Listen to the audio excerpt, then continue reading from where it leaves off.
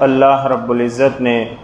ہمارے آقا جناب محمد رسول اللہ صلی اللہ علیہ وسلم کو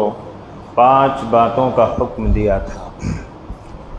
سب سے پہلی بات، اللہ تعالیٰ نے جناب محمد رسول اللہ صلی اللہ علیہ وسلم کو خطاب کرتے ہوئے فرمایا قم اللیل الا قلیلا، کہ رات کے اکثر حصے میں آپ نماز پڑھا کیجئے، عبادت کیجئے، پہلا حکم۔ دوسرا حکم یہ تھا ورتل القرآن ترتیلا، کہ قرآن کو ٹھہر ٹھہر کر واضح طور پر پڑھا کیجئے۔ اور اس سلسلے میں نے بتلایا تھا کہ ورتل القرآن یعنی قرآن کو ترتیل سے پڑھنے کا مطلب مفسرین کرام نے یہ لکھا ہے کہ قرآن پڑھتے وقت اس کے الفاظ کی ادائیگی درست ہو، اسے تلفظ کہا جاتا ہے۔ اور دوسرا یہ ہے کہ تدبر ہو، یعنی اس کے اندر غور و فکر کیا جائے۔ قرآن پڑھیں ہم تو قرآن کے اندر غور و فکر کیا کریں۔ اللہ تعالیٰ نے قرآن میں فرمایا کہ ہم نے اس کتاب کو نازل کیا اور یہ بڑی برکت والی کتاب ہے اور اس کی آیات میں غور و فکر کرو۔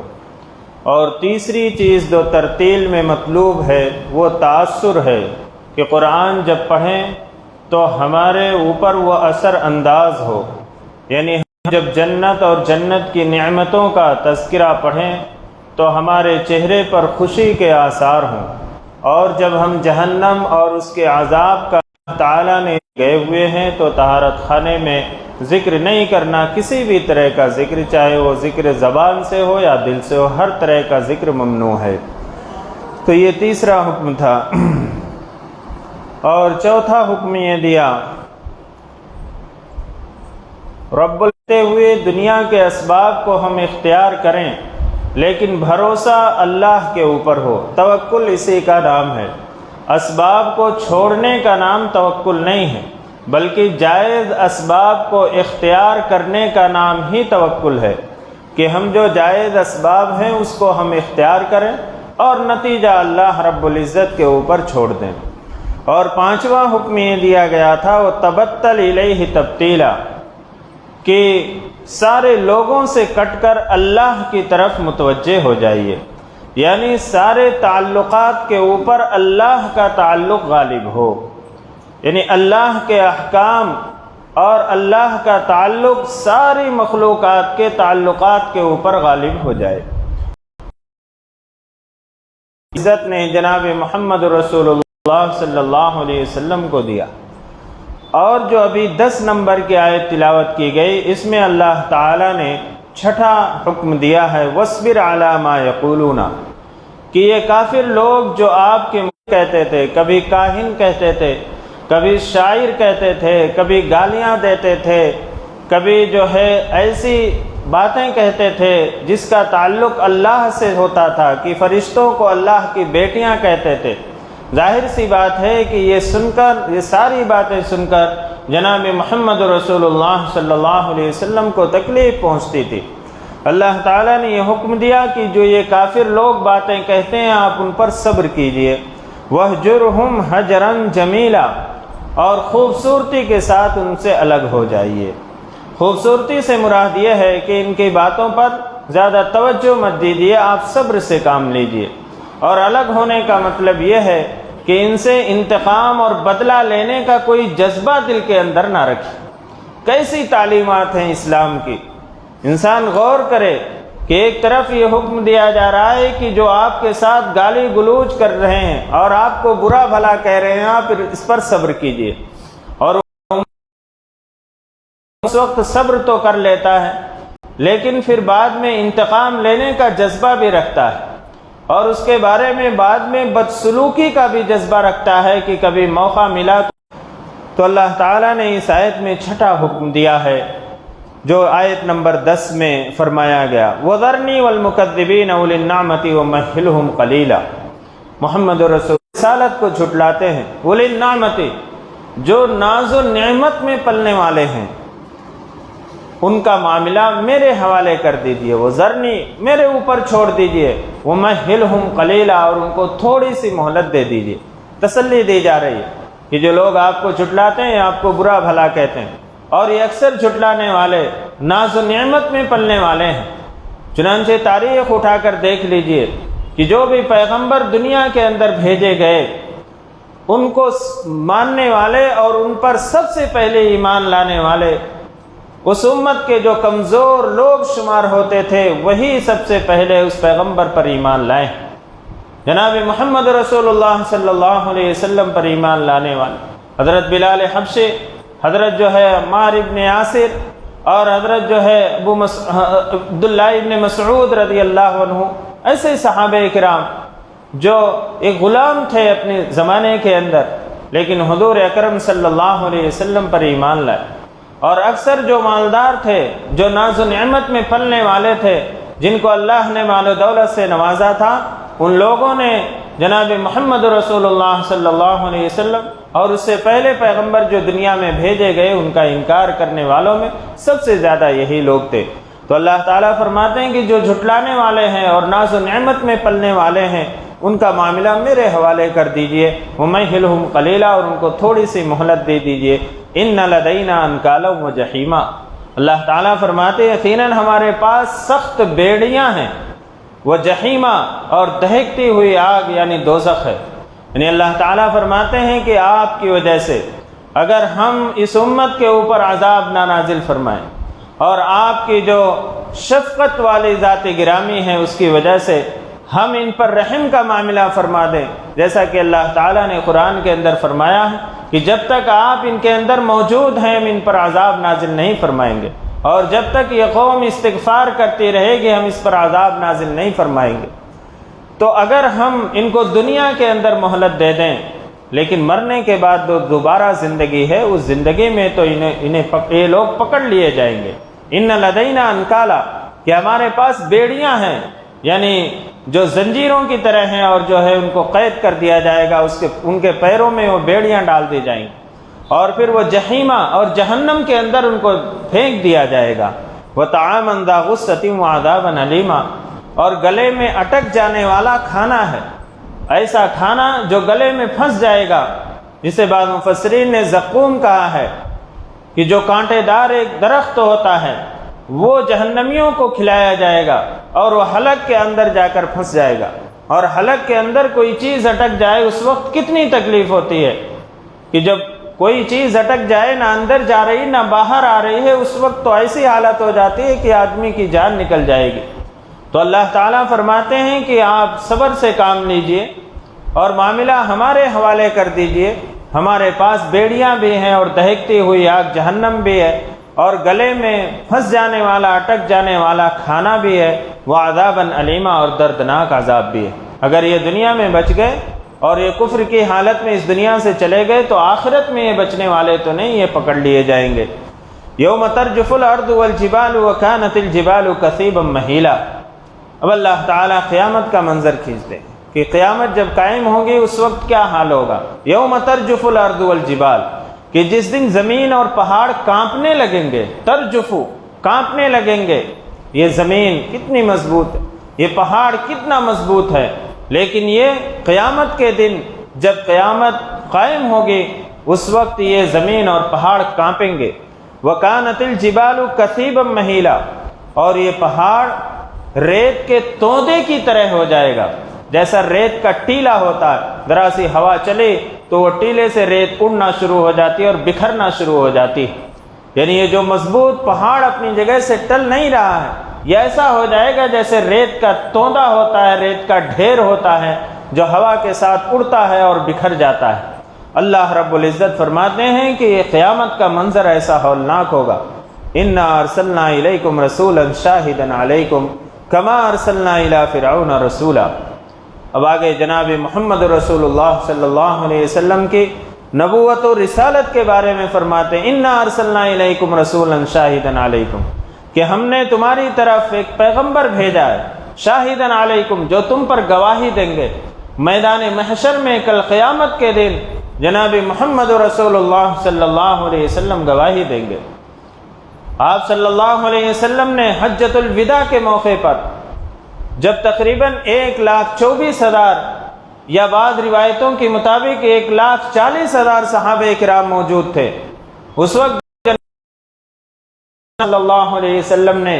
حجۃ الوداع کے موقع پر جو خطبہ دیا تھا اس میں آپ نے سوال کیا تھا کہ اے لوگوں، سوال آ کیا دیا اور کس حالت میں پہنچایا؟ آپ کو کھانے کی فکر نہیں ہے، آپ کو سونے کی فکر نہیں ہے، دیں گے کما ارسلنا الی فرعون رسولا، جیسا کہ ہم نے فرعون کے پاس پیغمبر کو بھیجا تھا۔ حضرت موسیٰ علیہ السلام کو اللہ تعالیٰ نے فرعون کے پاس جو ہے بھیجا تھا پیغمبر بنا کر، فعصا فرعون الرسول فاخذ، یہ عبرت اور نمونے کے طور پر باقی رکھا۔ اللہ تعالیٰ نے قرآن کے اندر فرمایا ہے کہ ہم اس کی باڈی کو، اس کی لاش کو ہم رہتی دنیا تک جو ہے باقی رکھیں گے، اور مصر کے عجائب خانے میں آج بھی اس کی باڈی موجود ہے کہ وہ زمین کے اندر اگر دفن کرتے تو زمین پھینک دیتی، پانی کے اندر ڈالتے تو پانی جو ہے سطح پر اس کو ڈال دیتی۔ اللہ تعالیٰ نے ایک عبرت اور نمونہ بنایا اس کو کہ جس نے بھی اپنے زمانے کے پیغمبر کی، رسول کی نافرمانی کی، اللہ فرعون نے رسول کا کہنا نہیں مانا تو ہم نے اس کو سختی کے ساتھ پکڑ لیا۔ فَكَيْفَ تَتَّقُونَ إِن كَفَرْتُمْ يَوْمًا يَجْعَلُ الْوِلْدَانَ شَيْبًا السَّمَاءُ مُنْفَطِرٌ بِهِ كَانَ وَعْدُهُ مَفْعُولًا۔ اللہ تعالیٰ فرماتے ہیں فَكَيْفَ تَتَّقُونَ إِن كَفَرْتُمْ، کہ اگر تم کفر کرتے رہو گے، یعنی کفر ہی پر اڑے رہو گے اور کفر کے ساتھ زندگی گزارو گے، اس دنیا سے چلے جاؤ گے، فَكَيْفَ تَتَّقُونَ، تو اس دن کیسے بچ سکو گے؟ جو دن کی بچے کو بوڑھا کر دے گا، السماء منفطر بہ، جس دن آسمان پھٹ پڑے گا، کان وعدہ مفعولا، اور آپ کے رب کا کی اور خوفناکی کی وجہ سے بوڑھے ہو جائیں گے۔ یعنی جیسے آدمی یہ کہتا ہے کبھی کبھی کہ آدمی مصیبت اور پریشانی میں ایسا گھرا اور ایسی تکلیفوں میں زندگی گزاری کہ یہ بچپنے اور جوانی ہی میں اس کو بڑھاپا آ گیا، یعنی ایسی تکلیف اور مصیبت۔ اللہ تعالیٰ نے اس قیامت کے خوفناک منظر کو کھینچا کہ ایسا خوفناک منظر ہوگا کہ بچے جو ہے بوڑھے، اتنے سخت حالات ہوں گے۔ السماء منفطر بہ، یہ آسمان جو کتنا مضبوط ہے، کتنے سالوں سے جس کو کوئی شمار نہیں کر سکتا، کس زمانے سے یہ اپنا کام کر رہا، اس کے اندر کوئی خرابی نہیں، کوئی بگاڑ نہیں، کوئی فساد نہیں، کسی ریپیرنگ کی ضرورت نہیں، کہیں سے آپ کے پروردگار کا وعدہ یہ پورا ہو کر رہے گا۔ ان ہذہ تذکرہ، یقیناً یہ تو ایک نصیحت ہے، یہ اللہ تعالیٰ کی نصیحت کی جاتی ہے۔ اللہ تعالیٰ جانے والے راستے پر چل جائے، اختیار کر لے، یعنی اللہ رب العزت فرماتے ہیں یہ نصیحت کی بات ہے۔ کسی کا گردن، اگر ہماری تجارت جناب محمد رسول اللہ صلی اللہ علیہ وسلم کے بتائے ہوئے طریقے کے مطابق ہو جائے تو اس میں آسانیاں ہی آسانیاں، دین میں کوئی مشکل نہیں۔ ہمارا سونا، ہمارا چلنا پھرنا اور ہمارا اٹھنا بیٹھنا، ہمارے تعلقات، ہمارے معاملات اگر جناب محمد رسول اللہ صلی اللہ علیہ وسلم کی سنت کے مطابق ہو جائے، ہماری زندگی بڑی آسانیوں کے ساتھ گزرے گی۔ ہم شادی بیاہ کریں، سنت کے مطابق کریں، ہماری زندگی بہت آسان ہوگی۔ لیکن ہم نے دین اسلام کے راستے کو چھوڑ کر اور جناب محمد رسول اللہ صلی اللہ علیہ وسلم کو چھوڑ کر نصفہ و ثلثہ و طائفۃ من الذین معک، یہ آیت جو ہے یہ پوری ایک رکوع کی آیت ہے۔ اس صورت میں 2 رکوع اور 20 آیتیں ہیں، 19 آیتیں مکمل ہو گئی، یہ 20ویں آیت ہے۔ دوسری آیت میں جو حکم دیا گیا تھا، ایسے تھے جو دن بھر محنت اور مزدوری کرتے تھے، دن بھر تھکاوٹ سے اور تھکان کی وجہ سے چور چور ہو جاتے تھے، لیکن رات میں اٹھ کر نماز پڑھتے تھے تہجد کے، اور اس قدر طویل اور لمبی فرمانے والے، بڑے رحم و کرم کا معاملہ فرمانے والے ہیں۔ اللہ رب العزت نے یہ آیت جو ایک رکوع ہے پورا، یہ 1 سال کے بعد نازل ہوئی ہے، یعنی جو 19 آیتیں ہیں اس کے 1 سال کے بعد یہ آیت نازل ہوئی ہے، اور اس میں اللہ رب العزت نے تخفیف فرما دی۔ ان ربک یعلم انک تقوم ادنی، کہ محمد صلی اللہ علیہ وسلم، بڑا پیارا خطاب، اللہ کو معلوم ہے لیکن پھر بھی آپ کو خطاب کرتے ہوئے فرماتے ہیں اللہ یہ بات جانتا ہے، اللہ کو معلوم ہے، انک تقوم ادنی من ثلثی اللیل، کہ 2/3 رات کو، او ونصفہ، یا آدھی رات، وہ ثلثہ یا کبھی 1/3 رات کو کھڑے ہو کر آپ نماز ادا کرتے ہیں۔ وَطَائِفَةٌ مِّنَ الَّذِينَ مَعَكَ، اور جو آپ کے ساتھ ایمان لائے ہیں ان میں سے بھی ایک جماعت ایسا ہی کرتی ہے، یعنی صحابہ کرام رضوان اللہ تعالی علیہم اجمعین۔ واللہ یقدر اللیل والنہار، اور اللہ تعالی نے ہی رات اور دن کی مقدار کو مقرر کیا۔ بعض صحابہ کو اس ڈر اور خوف سے کہ کہیں چھوٹ نہ جائے، رات کے اکثر حصہ 2/3 رات تہجد کی نماز میں گزار دیا کرتے تھے، کیونکہ اس زمانے میں کوئی گھڑی وغیرہ کا تو رواج نہیں تھا، سے اوقات کو معلوم کرتے تھے، لیکن اکثر حصہ جو ہے وہ عبادت میں گزارتے تھے۔ اللہ تعالیٰ فرماتے ہیں کہ رات اور دن کی مقدار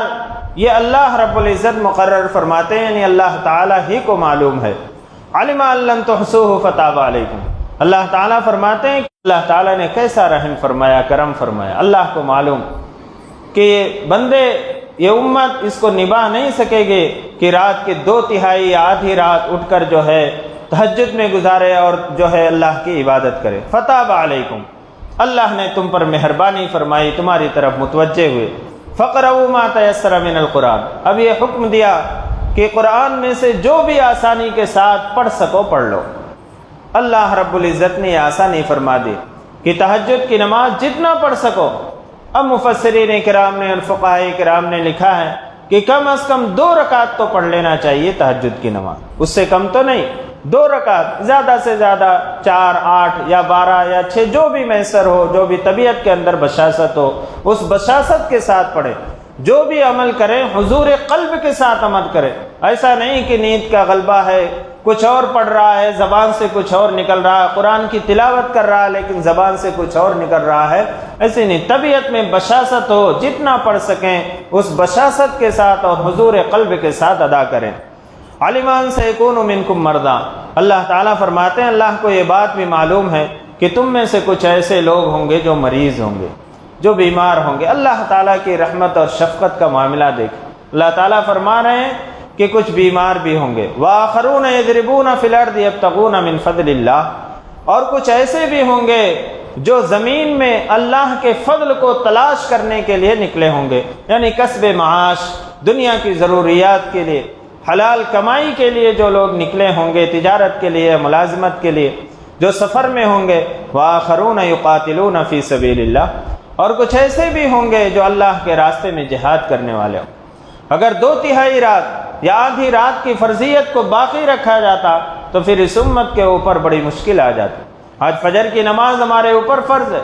جو رات کے ختم ہونے پر، تقریباً رات کے ختم ہونے پر ادا کی جاتی ہے، لیکن ہم میں سے بہت سارے لوگ ہیں، کسی کے اوپر کوئی تنقید نہیں، غیبت نہیں، ہم میں سے بہت سے ایسے لوگ ہیں جو 4 وقت کی نماز تکبیر اولیٰ کے ساتھ پڑھتے ہیں، لیکن فجر کی نماز اکثر جو ہے چھوڑ دیتے ہیں، بعد میں صبح میں 8 بجے 9 بجے اٹھ کر قضا کرتے ہیں۔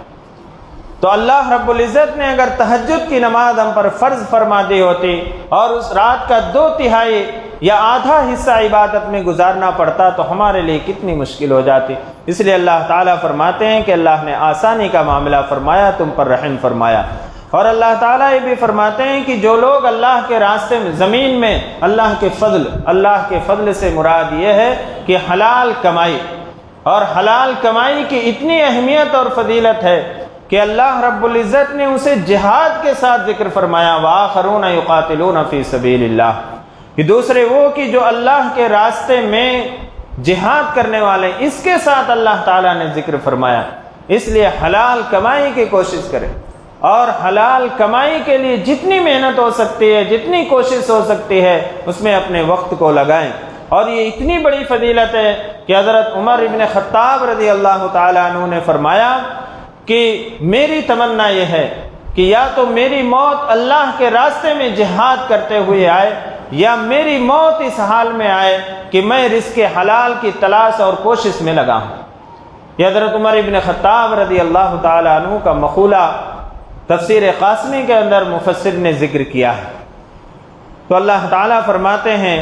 فَقْرَؤُوا مَا تَيَسَّرَ مِنْهُ، جب لوگ اس طرح کے ہیں، کوئی بیمار ہوگا، کوئی کسب معاش کے لیے سفر کر رہا ہوگا، کوئی اللہ کے راستے میں جہاد کر رہا ہوگا، تو اللہ تعالیٰ نے آسانی فرمائی فَقْرَؤُوا مَا تَيَسَّرَ مِنْهُ، کہ جو بھی تمہیں آسانی سے ہو سکے وہ پڑھ لو، جتنی رکعت۔ اور مفسرین نے لکھا ہے کہ کم سے کم 2 رکعت تو تہجد کی پڑھ لو، اور اس میں جتنا قرآن ہو سکے پڑھیں آپ۔ ایسا نہیں ہے کہ بہت زیادہ پڑھیں، لیکن ایک بات یاد رکھیں کہ قرآن کی جو تلاوت ہوتی ہے، اس تلاوت کو موقع اور محل کے اعتبار سے اس کے ثواب میں اضافہ ہوتا ہے۔ جتنے اہتمام کے ساتھ اور جتنے خشوع اور خضوع کے ساتھ، تدبر کے ساتھ، غور و فکر کے ساتھ آپ تلاوت کریں گے، اتنے ہی زیادہ ثواب ملے گا۔ اور سب سے زیادہ ثواب جو تلاوت قرآن پہ ملتا ہے وہ نماز کی حالت میں ملتا ہے۔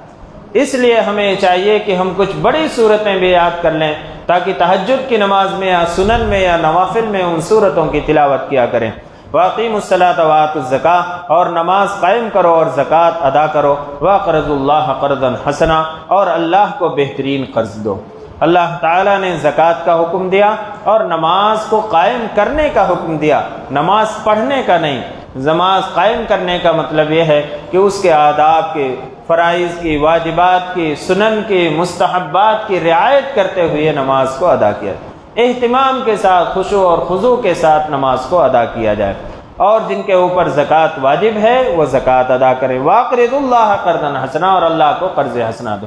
زکوٰۃ کا حکم آ گیا۔ زکوٰۃ کے حکم کے بعد اللہ تعالیٰ پھر فرما رہے ہیں وَأَقْرِضُوا اللَّهَ قَرْضًا حَسَنًا، کہ اللہ کو قرض حسنہ دو۔ اللہ رب العزت تو ساری کائنات کے مالک ہیں، ان کو قرض کی کیا ضرورت ہے؟